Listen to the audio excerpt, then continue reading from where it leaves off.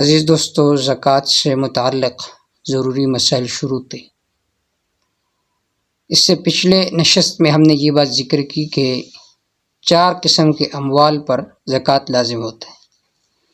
Number 1 سونا، number 2 چاندی، number 3 نقد کیش اور نمبر 4 مالی تجارت۔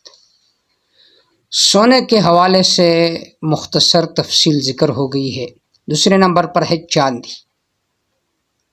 چاندی میں زکوٰۃ اس وقت لازم ہوتا ہے اگر کسی کے پاس صرف چاندی ہے، کہ جب اس کے پاس 52.5 تولے چاندی ہو تو اس پر زکوٰۃ لازم ہے 2.5% نکالے، یا 52.5 تولہ چاندی کسی کے پاس ہے تو اس کا جو بازاری قیمت ہے وزن کر کے اور پھر اس سے قیمت کے لحاظ سے 2.5% نکالیں۔ چاہے چاندی دیتا ہے 2.5% تب بھی ٹھیک ہے، چاہے اس کی قیمت دیتا ہے تب بھی ٹھیک ہے۔ تیسرے نمبر پر ہے نقد کیش۔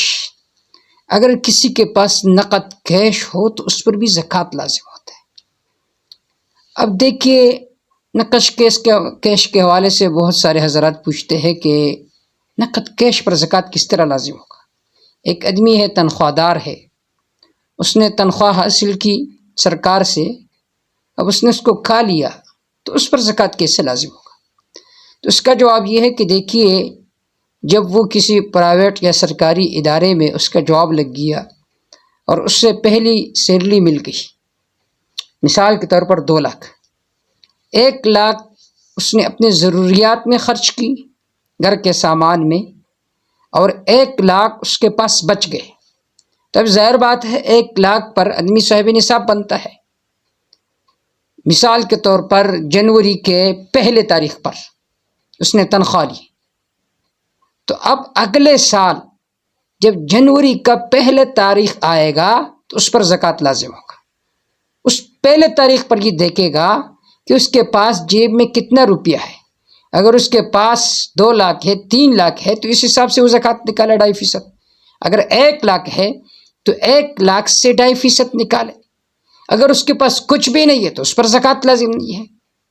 تو سال کے شروع میں دیکھا جائے گا جب اس نے تنخواہ لی، اور سال کے آخر میں اس تاریخ میں دیکھا جائے گا کہ آیا اس تاریخ پر اس کے پاس کچھ موجود ہے یا نہیں۔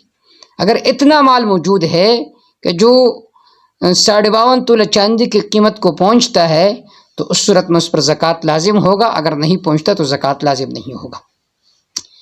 نقد کیش پر سال کا گزرنا لازمی نہیں ہے کہ پورے سال وہ مال موجود ہو، جیسا کہ مالی تجارت میں ہوتا ہے، سونے چاندی میں ہوتا ہے۔